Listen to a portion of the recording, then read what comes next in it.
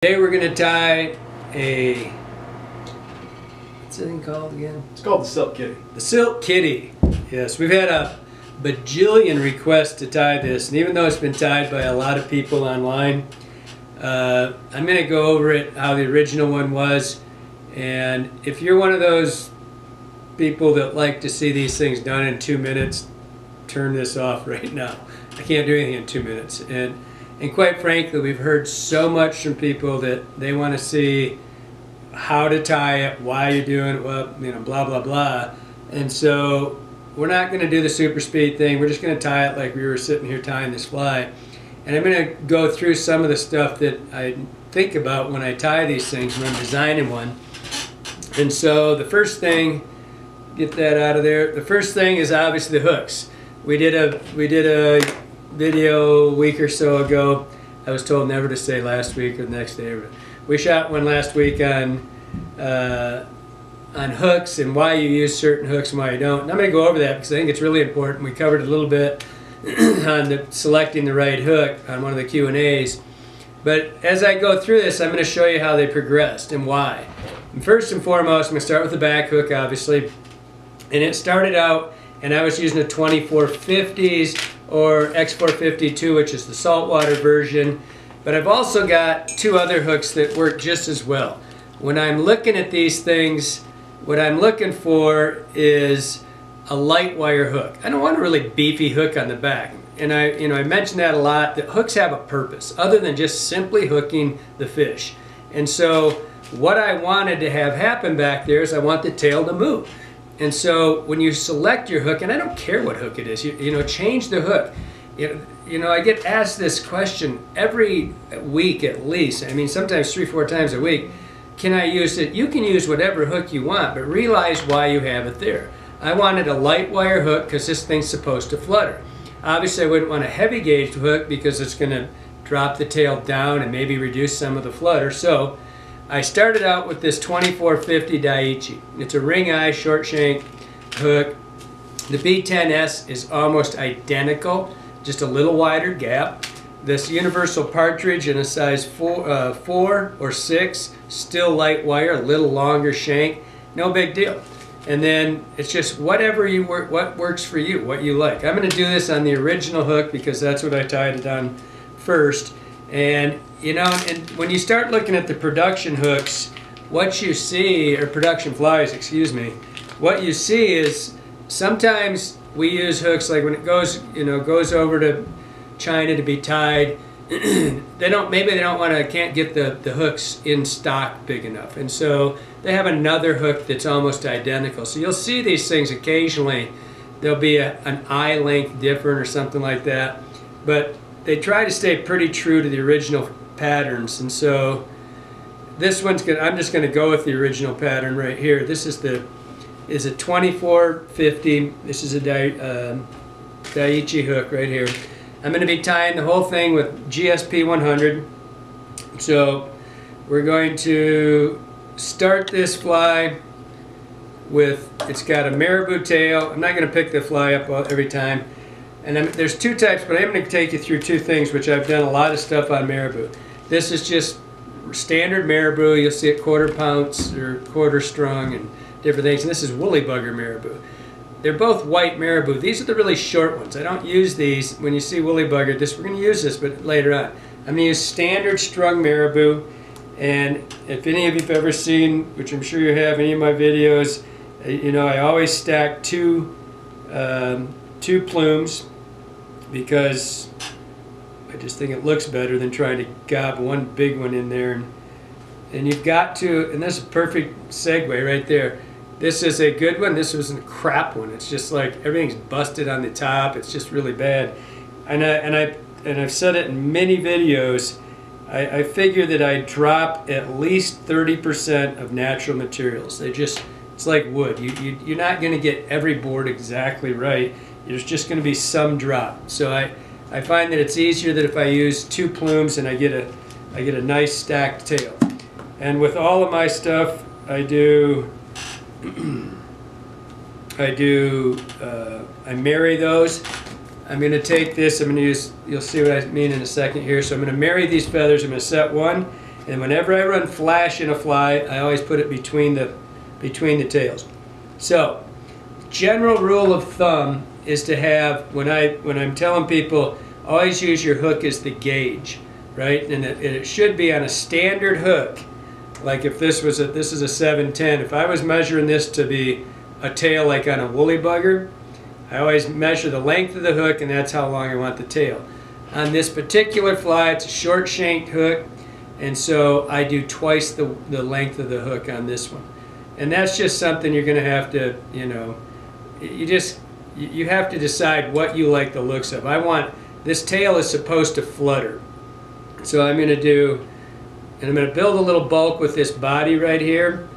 And I hold it on this side. So I'm going to build just a little bit of bulk. So when I go to put my materials on, when I go to put my dubbing on, it'll have a little bulk built. I don't like a lot of flash in this. I generally do 2 or 4 strands. I'm going to put 4 in this one. I'll show you something.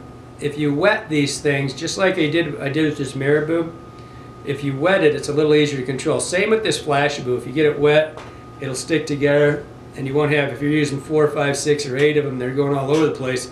It's a pain in the butt. So I'm going to tie this in on the side. I'm going to have it over here facing you. I'm going to go up here 3 or 4 turns. I'm going to come back, and I fold that over. If you tie Flashabou in and you just tie it in and you don't fold it, it'll fall out. It's just super thin, it's super hard. I mean, just double it over just like you do with wire, and then it'll never fall out of the fly. So now I'm going to take these things, which I can get a hold of. I'm going to come back and I'm going to cut them. I put the scissors on the top of the tail. I want them just about the length of the tail. Cut them. I'm going to take that second one, go right over the top, do exactly what I did on the first one. That feather I don't like.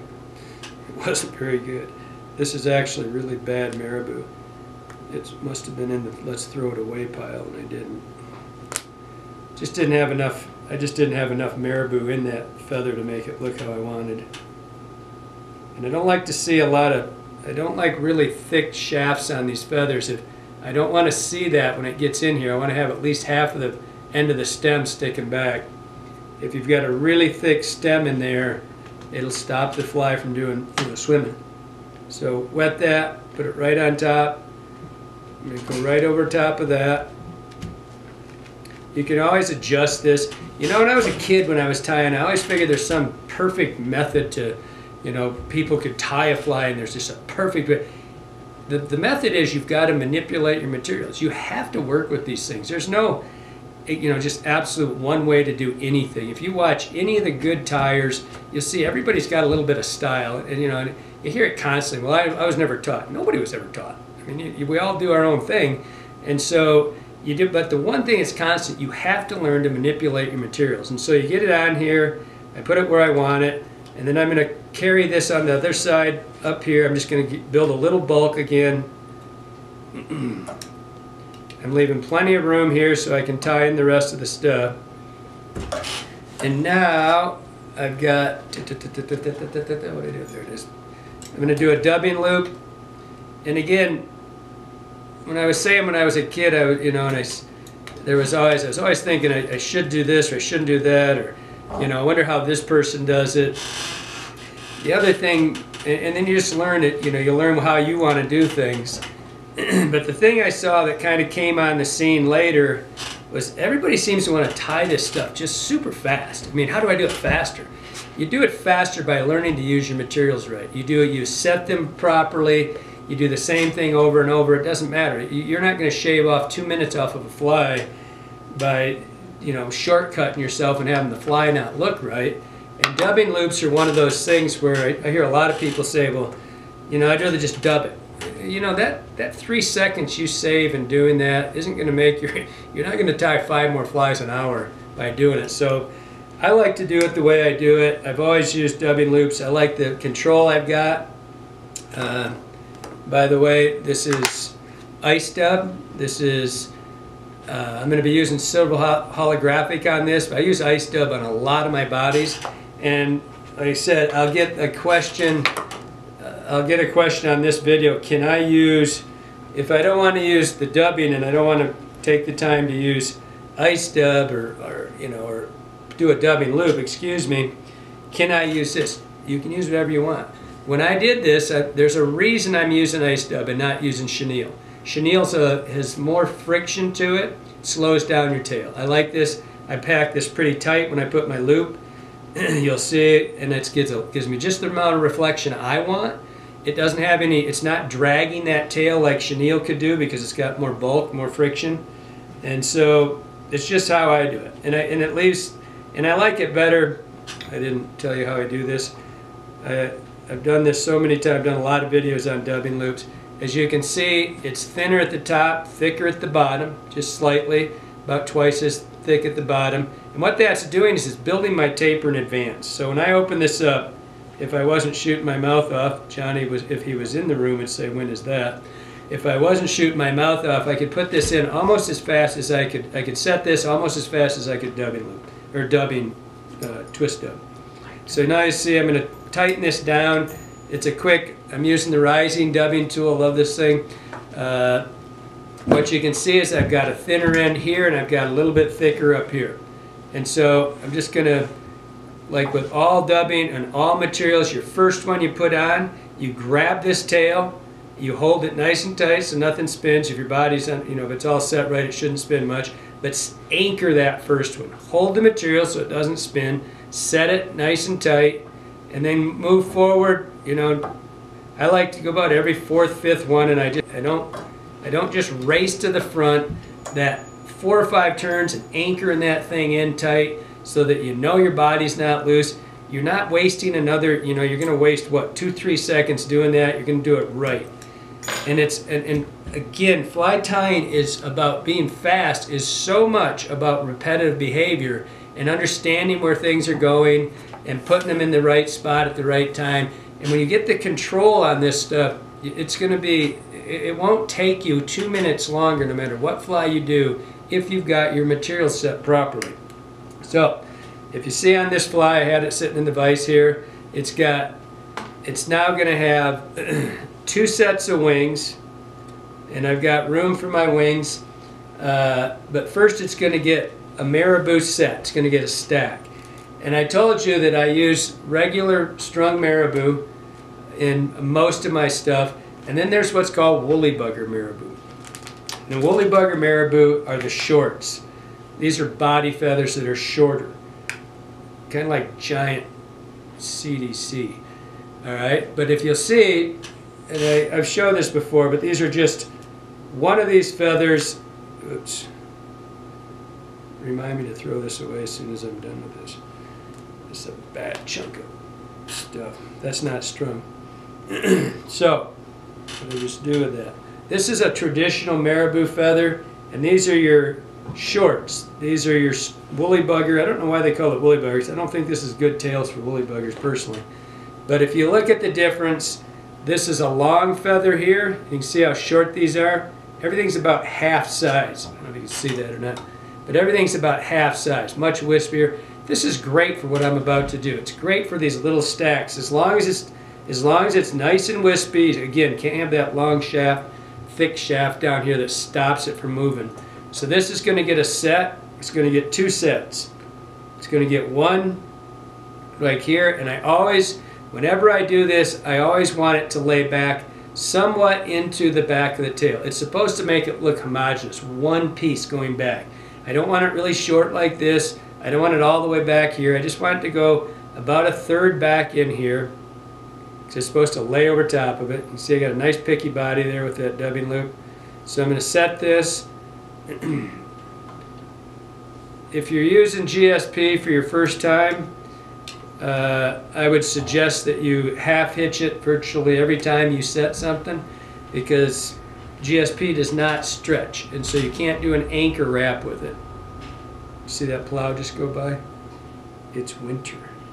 Okay, we're going to tone it now. I'm going to take, this is, by the way, this is Grizzly Marabou.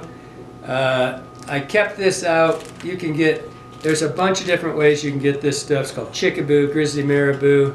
You buy it by the bag, and again, it's the same thing, actually, as woolly bugger marabou. It's just natural and barred. And I want you to see, I was trying to get, just for the sake of saving some time while we were doing it, this is the cull pile. I was trying to get 5, and that's the cull of crap I can't use. I mean, it's just not usable. I had to go through and pick out the bad stuff. I see a lot of people when they pick out their culls, they put them back in the bag, throw them away. You will. I see it at every tie-in seminar I do. People go through and they're trying to pick one, and they kept putting the other ones back in the bag. It's not going to get better. It's still gonna suck. All right, so I'm going to take this one. This is just a toner, right? It's going right on top. And so I'm going to come back in here, right where I set down on the top of the other one. I'm going to put same length. I'm going to go right over top of it. I'm going to set it nice on top, right? Nice and flush, so it's sitting flat. Now I'm going to put the last thing on it, which you saw on the thing, is I put 2 accent feathers in it, and I don't even know, in the original fly I tied it off, the first one I did, I tied them on the back. I'm not even sure when I started going to tying them on the front, but I get, one of the questions I get on these a lot is, can I use this, can I use that? I like to use neck hackle on whenever I'm doing this stuff. You'll see a lot of the commercial ties, they'll have some, you'll see Indian hackle, occasionally you'll see, not on any of mine, you won't see it schlopping. It's a little too heavy. I want this stuff to move. And what I do is I take, you know, if you tie a lot of dry flies, you end up, I've got bags of these. These are just broken, used up, you know, I just keep the ends of these necks that when you're tying dry flies, you know, you don't use always the top end of it. And so I end up just taking these things and keeping the whatever's, you know, I'm pretty much past all the sweet spot for your 16s and 14s and smaller flies. And so I keep these things in a separate bag, just so they're not always mixed in with all my other stuff. And I really like, neck hackle. I seldom, I like the shine to it, and I don't like them really, really thick. It's supposed to be, I mean, I'm not sure what it's supposed to be. It's an accent. It's just supposed to break up the silhouette a little bit and give it a little bit more. If you'll see here on this tail, it's longer than the marabou. I like it just about twice as long as the tail. So here's the tail length. There's where it's tied in, right? And you take twice that. That's about where I like it hanging back. Just twice the length of the tail, but you're going to set it down the side. It's a little racing stripe. That's what it is. I think originally I thought, somewhere in my little pea brain, I thought it was going to be a lateral line or something. I don't know what it is. But I put it in a lot of them, and I put a lot of these, you'll see, it gives it more whip. It gives it just a little bit more action in the tail. And the reason I don't like the really thick, like schloppen or something that big, or really webby stuff like hen hackles, is it obstructs everything we just built. You know, we're trying to make it just give it a little accent line, not be a body. So, I mean, if you put in a big old schloppen hackle in here, and I'm putting these right down the side, both sides, so they're nicely matched. I set that in advanced. Advanced, that's not really a word, I don't think. It is an ED, but not with an S. All right, so I've got these set. I'm going to come back in here. On this hook, and you're not going to be able to see this, but occasionally when you look at your hooks, and I did notice it when I first tied this in, when I first tied in the hook, you'll see sometimes the eye isn't completely closed. You know, the eye wraps around, comes back to the shank of the hook. That one had a little bit of an open gap, and so without really thinking about it, I did it without mentioning it. I carried the hackle stem into it to kind of catch it and fill that gap so it didn't keep sliding around the hook. And so just look for it. If you see them and they're really open, just discard the hook. Hooks are like everything else. You're going to have culls on them. That one wasn't. That was just enough that it probably would have got my thread sliding in it, but not really anything else.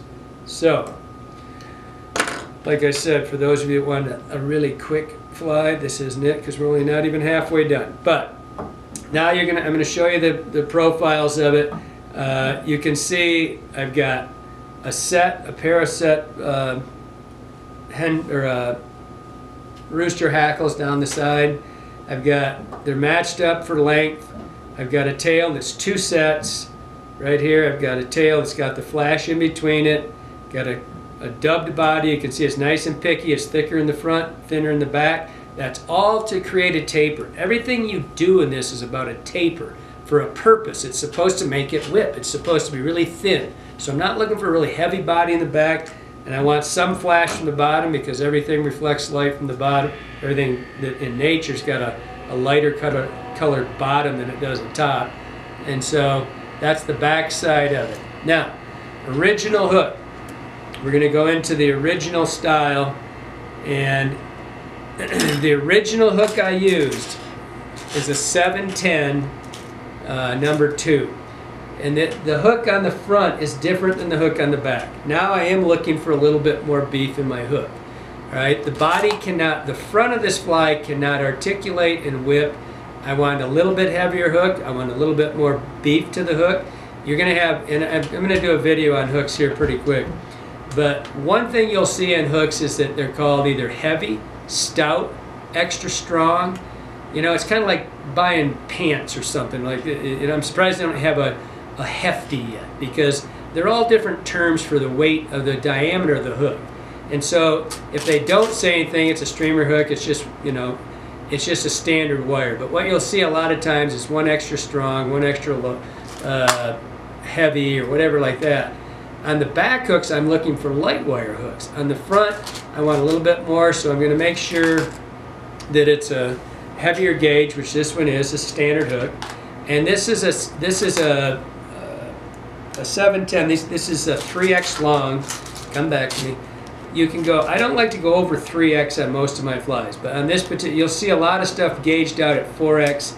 To me, they start flexing a little bit more. I tend to stay with the one extra strong, which is this hook right here, in a 3x. That I see a lot of guys tying on the bigger hooks, the bigger gap. The Limerick bend style, like the 2450s, and this is what it went to eventually. It ended up with the 2450. I don't know if I had that in the right spot. It's a little bit lighter, not much, just barely lighter. A little bit bigger gap. I'm fine with this one, but this is the original. Start. It's not going to be exactly the same because now we got these just badass new double pupil eyes. You see, I love these things. They're the same thing. It's just a large lead eye. I'm going to have a 710, and like I said, if you want to go to the 2450s, you want to go to the Universal Predator Partridge. That's the one I do a lot on my own, especially when I go to the bigger one. I use that. But you know, this is just, I wanted to do the original one because there's a lot of guys out there tying these things up and doing different variations, so I'm going to show you the original. Now, a lot of times, when you're copying a fly, you're wondering where you should put things. Get one that you want, that you're going to copy, and just set it on there, and you can see where the eye should be or can't be, because should be or shouldn't be. You know, the whole idea is that it makes it do this, a little bit of serpentine. If you want to set them back, for example, on the original Sex Dungeon, I set the eyes back behind the head so I could spin it easier. And they were actually behind it. Now they're in the middle. This one I set in the middle because I like to put the wool on both sides and kind of cover that connection up. That's kind of, it wouldn't really matter, but leave yourself room, if you're going to do it like this, room to stack wool on both sides. So now I'm going to take these lead eyes and I'm going to put 3 turns. I left it right on top. You notice it's sitting there. And then I just pull it over and I go back the opposite direction and make sure it's relatively close to where I want it. And I've only got 2 fingers. See how loose these are? They're not tight at all. I don't try to tighten these down right now. I'm going to tighten these down. I just get them in position to where I want them. Okay. And then I'm going to take my wire and I'm going to come around back through here, and that's what's going to cinch my eyes down. This is another one of the most common questions I get is articulating, how do I articulate the fly and set the eyes. So what I'm going to do here is I need enough wire to come back and wrap around, so I'm just going to do that twice. I'm going to double it over. Marabou up the beak. I keep an old pair of scissors for cutting this wire, and so a smart guy would measure this once, then cut a whole bunch of them. But we don't have that problem here now, do we? So now I'm going to take this, and I do the same thing on all of my flies. And by the way, I'm going to touch really quickly on Shanks. I don't particularly like Shanks, and that's just personal. You know, if you like them, you like them. If you don't, you don't. The bottom line is that you're substituting a shank for this wire and whatnot. But so you know, you'd have it costs less to do a hook than it does a shank. I get the same effect. I've never had one of these break. I'm not worried about that. And so it's not that it's what you learn on. And again, I see a lot of great tires doing shanks. They're great. If you want to adapt one in there, that's great. I just personally like the wire. This is 0.38 19 strand beadle-on. I use it in everything on this size. If I go to the really big ones, I go to 0.46, which is just heavier, but I always want the 19 strand when I'm doing it. So now I take this and I've got the wire doubled over and I give it a pull. All I'm trying to do is create a little tiny kink in that so it sits back there a little bit easier for me. Then I'm going to take, where do those beads go? I'm going to take 2 beads that are, hopefully I got 2 good ones. Okay. Pull that back in there. By the way, this is coated nylon stranded stainless. And you'll see, you know, one of my buddies, Brian Weiss, does, you know, a lot of my flies. Brian doesn't like to put his beads on like I do. He puts the wire on one strand, and then he puts the beads on after, when it's in there. Once he ties one strand on, puts the bead on, puts the hook on, put the beads on. You know, it's personal. I find this to be, you know, I've done it this way for so long and never have any problems. The only thing you have to make sure you do is that these wires stay parallel. And that's why I put that little kink in there. So it runs parallel, don't let it loose in your hand. Give it 2 or 3 turns, put this thing in here. And this is what I was talking about earlier about one step, and you know, if you do it the same a lot, if you always do it the same, it'll become fast. The only thing you don't want to do is you don't want to ever have this wires twist this way so there's a kink in it behind where you tie it in. If it does, it'll always try to straighten out, your hook won't run flat. But what I was also saying earlier is you got to learn to manipulate your materials. You grab one end and the other end and you can go figure out where you want this. You can see if they're running parallel, your wires. And so when I set this, it's a really, really common question. How long do I set this articulation? And right now, I've got it exactly where I want it. If you notice that I was pulling this back and forth, right? And I pulled it, and you see this bead right here, closest to the hook. As soon as it touches, as soon as that bead touches the back of the hook right there, I want another bead width between that one and the eye of the hook. That's just how, you don't want it pulled tight because then it's going to be like that. You don't want it really loose like that, it'll wrap around the body of the front hook. So I pull it up here, as soon as it touches, I got a little bit of play back here. See where my thread's hanging? Your thread should always, when you're putting stuff, should always hang at the gouge or the barb. So then I've got that. Now I'm just going to advance forward, let the wire work around the top of the hook. Before you get right there, put those through. Now I'm going to take this, I'm going to go right tight to the eye. Nice and tight. Now I'm going to take this wire, I'm going to put my thumbnail into it, just push it up a little bit. Now I'm going to go really tight, and I'm going to go back right to the eyes, right where they're sitting when I'm first touching it. Alright, then I'm going to go back over the top, and I'm going to pick that wire up. I didn't keep rolling back because it'll push your eyes. As soon as it gets close there, go over the top, pick the wire up, and pull back this way. Hold on to those. So you'll see, I'm going to turn it over. Can you see that pretty tight underneath there? Yeah, she's so I get underneath here and I pull it back forward a little bit. Now that just locked it down around those eyes. All right. So I get it kind of tight right there. Now I'm going to come back here to about the halfway point. Everything is about building a taper in your flies. I come to the halfway point, cut those two excesses off. They're right dead center, or roughly dead center. Now I'm going to come back here. I want you to see what I do here. So I went close this way, and then I went over the top, and I pulled the wire so it's cupped those flies. It's cupped the eyes underneath.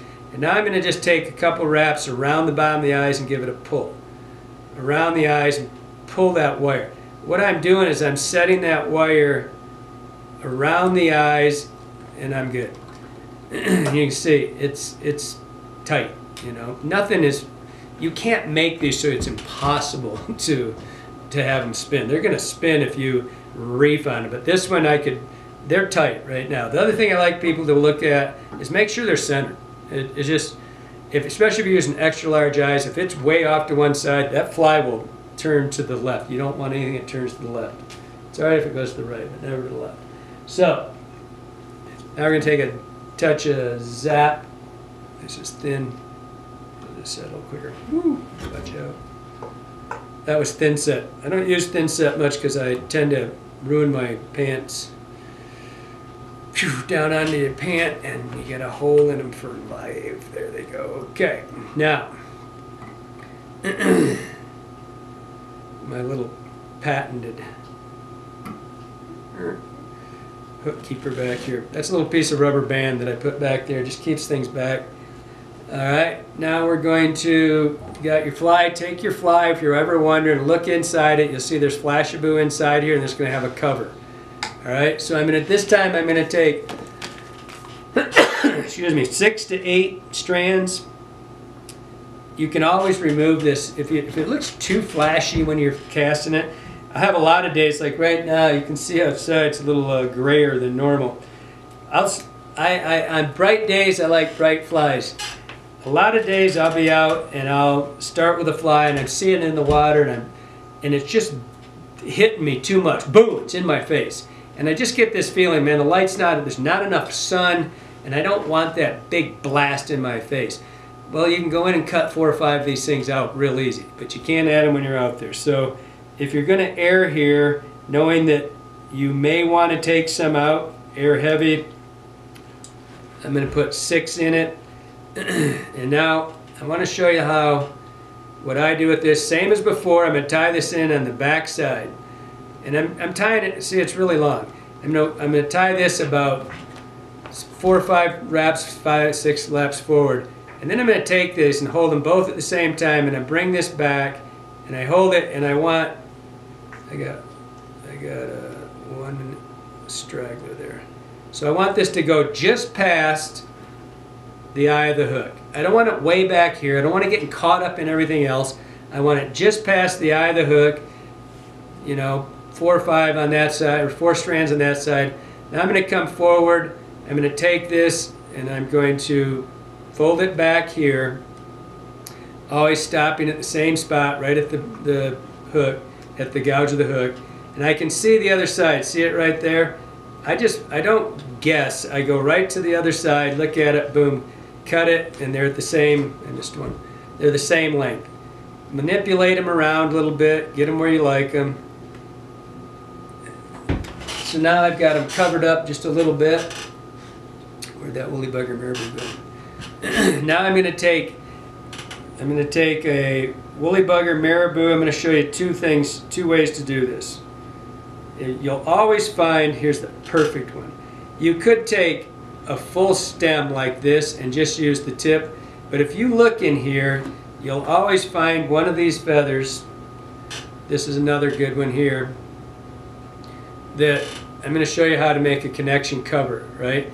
These are really, this one's completely worthless at the top. I'm going to put this and cut those ends. I'm going to take that, I'm going to set it on the back side. Set it nice and tight.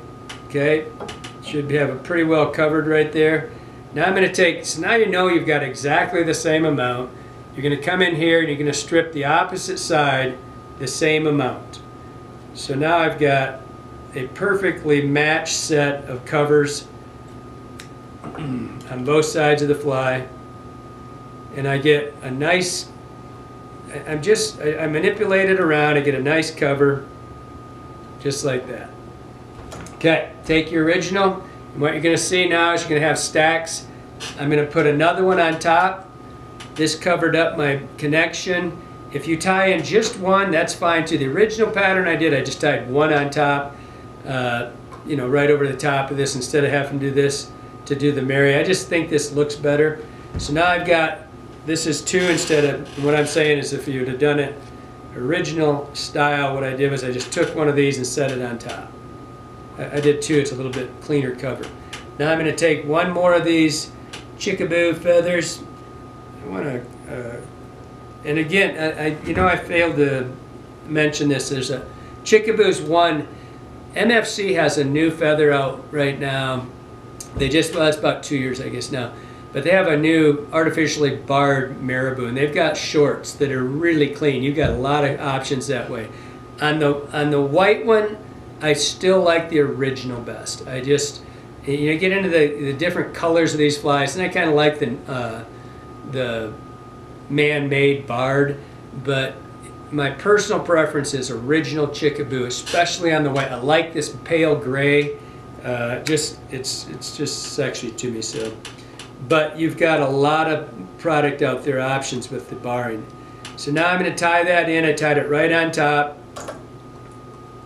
Bingo. So that's going to be my cover.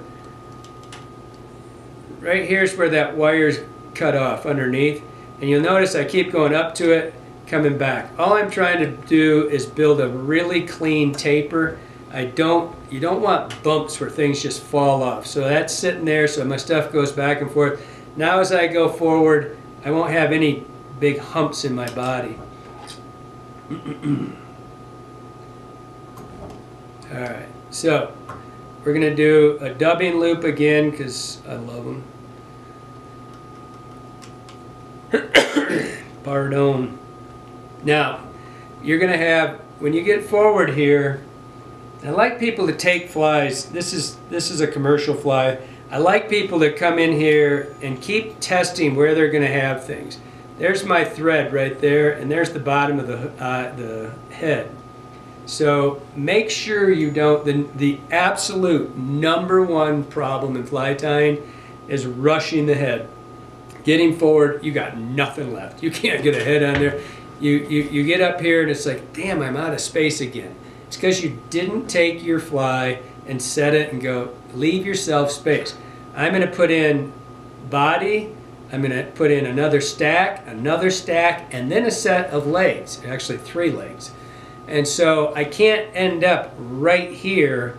I can't get past the point where I am right there. I have to stop before that, otherwise all that stuff gets to the end, you got to back up, you got to redo it, or you'd spend all this time tie a crap fly that you throw in the box and don't use.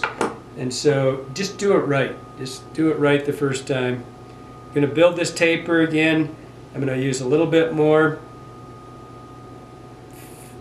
ice dub. Still, this is holographic Flashabou, or ice dub I mean.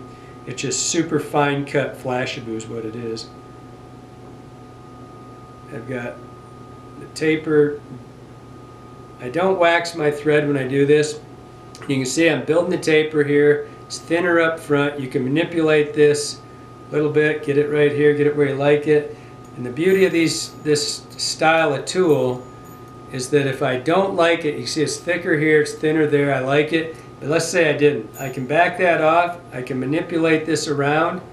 I can slide it back and forth like that. Zoom, come back in, and again I've got, it's thicker at the top, thinner at the bottom. Everything's about tapers and fly tying. You're doing it for a reason. First turn, we're going to take this and we're going to pull it tight. Everything we're cinching down 3 or 4 or 5 turns, whatever it is you like. 1, 2, 3, 4, 2, 3, 4, 5, each time. All right. Now I'm not quite to where the head's going to be. Actually, I think I'm about a half a turn too far right there. I'm going to take one off right there. I was almost going to rush that. It's not a sin to go backwards on these. Okay, now, got a nice picky body. Don't ask me if you can use chenille on this. You can do whatever you want. It would be nice and quick.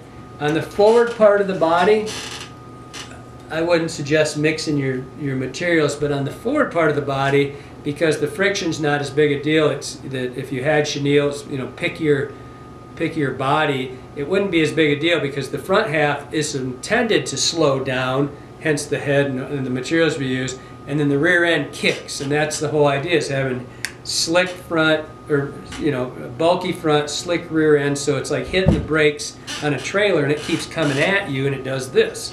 Alright, so now I had one good marabou.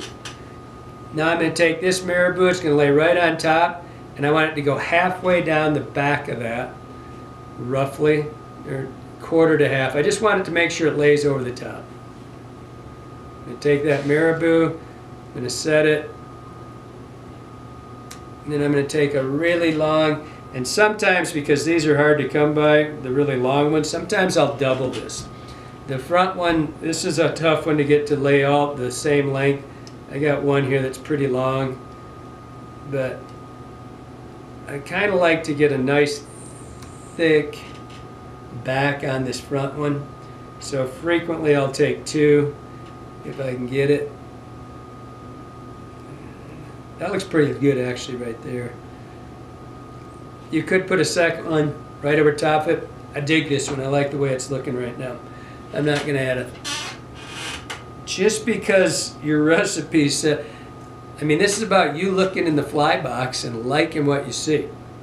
And so if I put a second one on there, you know, it wouldn't have been that much different, but it would have been, I just like the way it looks right now. This is your fly. You get to do whatever you want with it. So now I'm going to set 3 legs here. And so I've done a lot of videos on setting legs. And because there's a better way to do it. If you've ever had them turn on you, or one moves this way, one moves that way, and not what you intended, there's a reason. So I've got one turn, I'm going to show you how to stop that. I've got one turn of thread over the top of the legs, right? And I was just checking to see they're the same length. I've got one turn, I don't have any pressure on it. You can see if I backed it off, they just fall right off, right? So I've got one turn from right to left. Now, making sure they're on top without any pressure on my legs. I'm going to come right over the top and I'm going to put a figure 8 in there. Now, make sure they're dead on top right now. It takes seconds to make sure this is proper. All right, now go with no tension. I don't have any tension on this thread at all. Now I'm going to do 1, 2. Second one, I'm going to pull straight down. When I do that, what you'll see is that when you pull straight down on 2 turns, it happens simultaneously. The pressure all comes down. You can see there's a perfect V. It's just dug in just enough that they aren't rolling to one side or the other, and you don't cut the wire, or you could stick your scissors through your fingers. You don't cut the wire, or the rubber legs, I mean. You see that a lot. People over cinch them, and then all of a sudden, bing, you go about 2 casts and they go flying. Figure 8, 2 turns in front, pull straight down, you're locked and loaded. Okay? Hard as this is to believe, we're almost done. Alright, now, that hurt. Stuck those. Now I'm going to take a straw. I'm sure a lot of you see me do this before. You take a straw, any straw, cut it lengthwise, and then just take this and put it right over top of everything.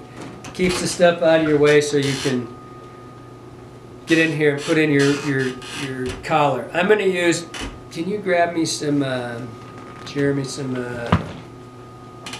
UV wool, spirit wool, whatever.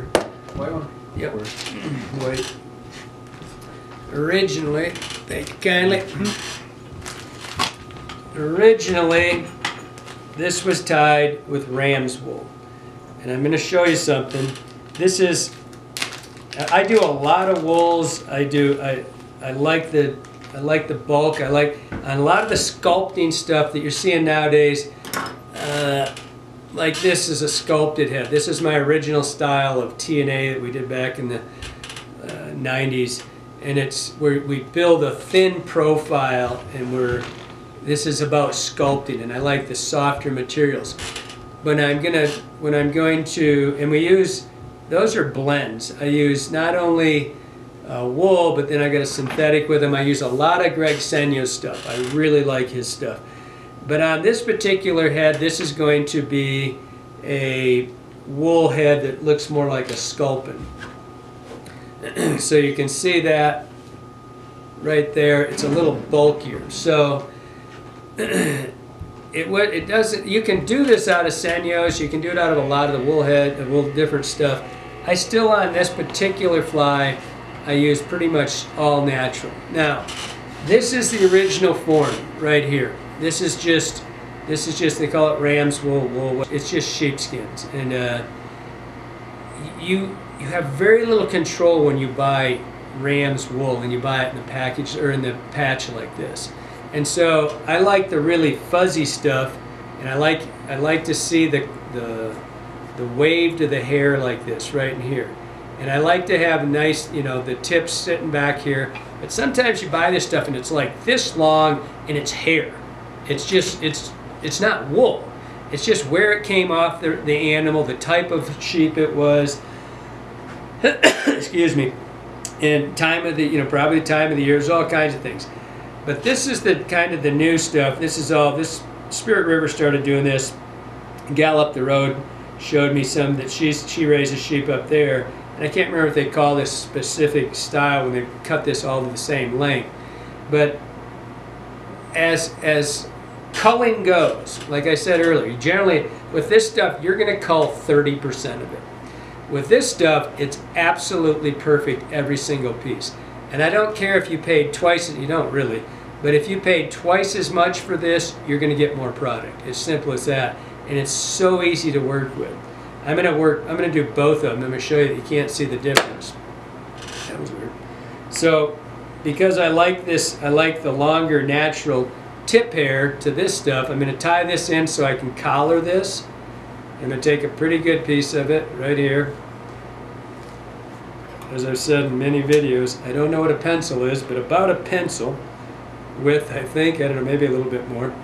And so, as you can see, I cut that really close to the body, right at the first wave right there. So this is right out, this is hanked right out of the body, right? This would be virtually impossible to work with. Get rid of it. It's just too tight. You want to clean this out anyway. So now I'm going to take this and I'm still going to break those ends out, and I want it to fuzz out. I want it to get like this because I'm trying to build bulk with it. I want to build my collar with the tip hair just because it's sexier. All right, and then you can't over prepare these materials. If you, now I've got a nice, and there's none of that little tight ends that were in there that would have stopped this from flaring.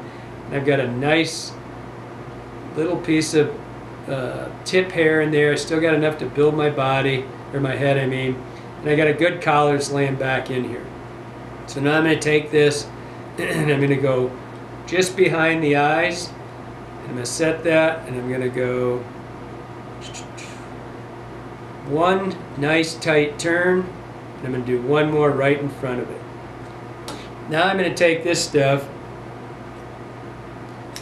I like to do this in two stacks, right? I don't like to have a really bulk, but sometimes you don't. Sometimes you look at it and you say, that's not quite right. There's no rule here. You just gotta, you look at it. When I put this next one in, that's gonna lay this back. It might be a little thin here. I might put a third one in. That's just, you're gonna have to get used to how you do it if you like the way it looks.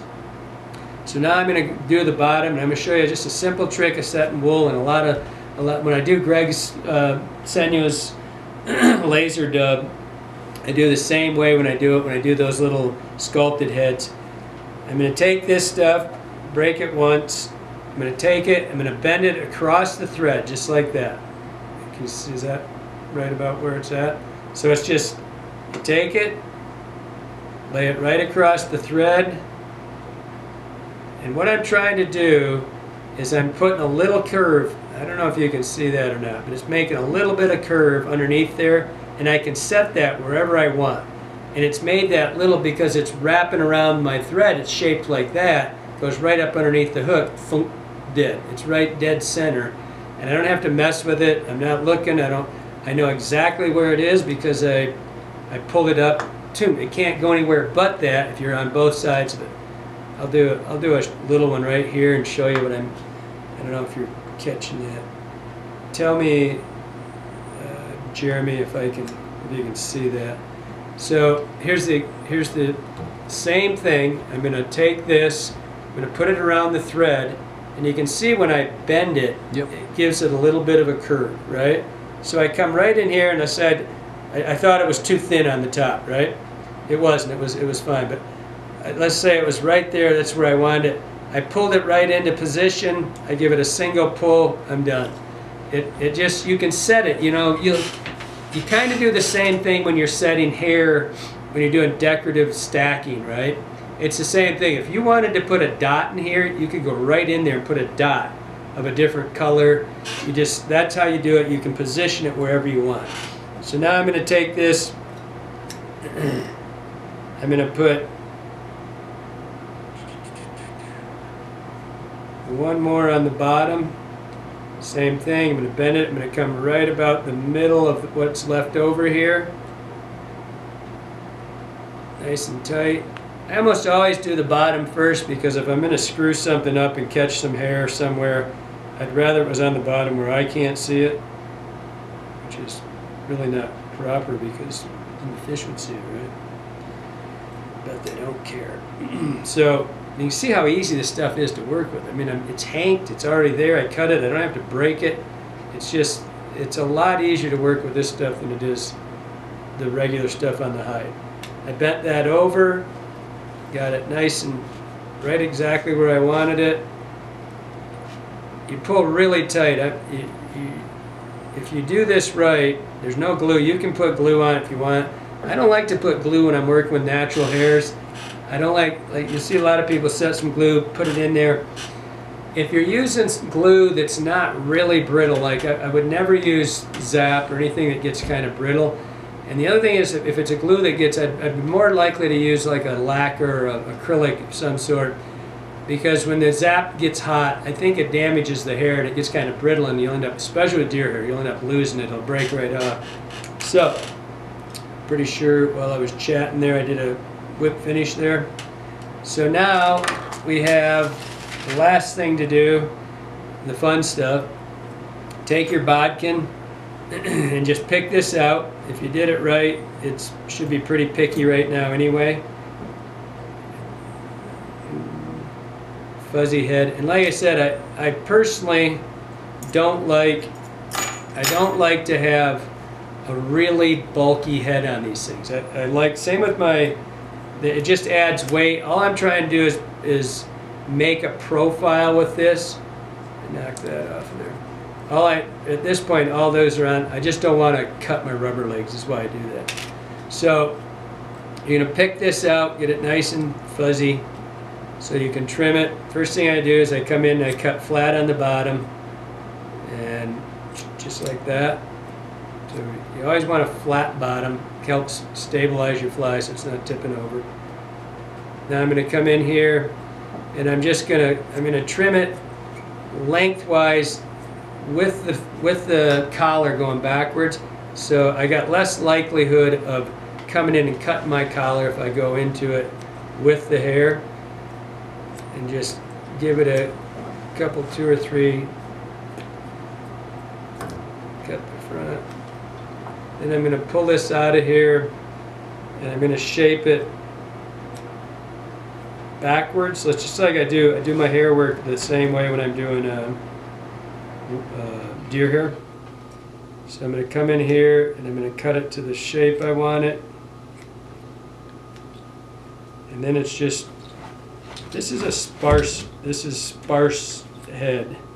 This is how I do my own. You'll see the commercial ones, they really pack the stuff in there. They get about twice as thick, twice as dense, I guess is what I'm trying to say, twice as dense as the stuff I do.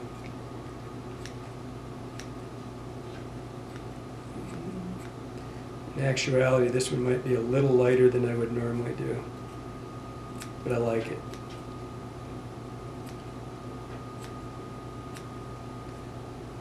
Voila. Come in here.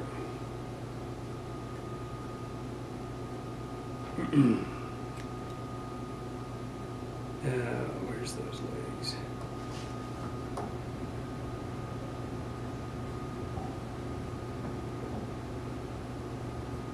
Make sure you come in here and cut your legs. I like these. I like the legs to be back into the body. I want them to go back, you know, into the back hook, but not past the leg, not past the tail. So in they go. I just cut them all at once. Beauty.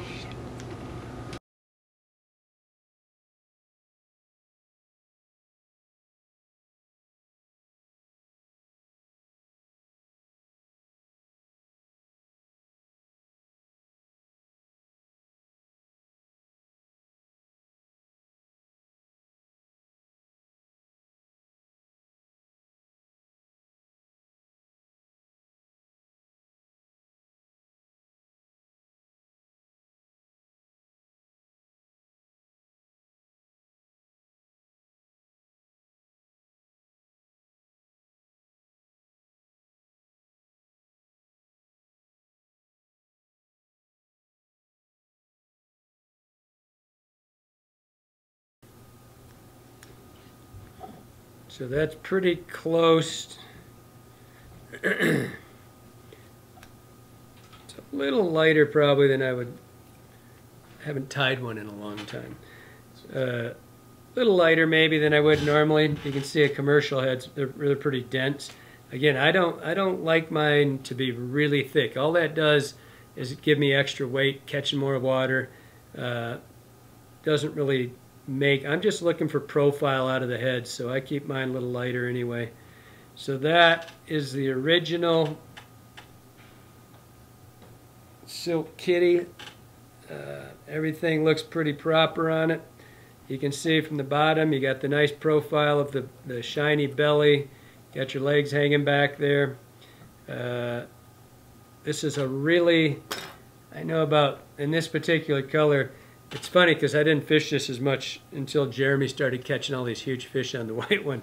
I'm like, oh crap, maybe I better start fishing it more. But that's the original tie.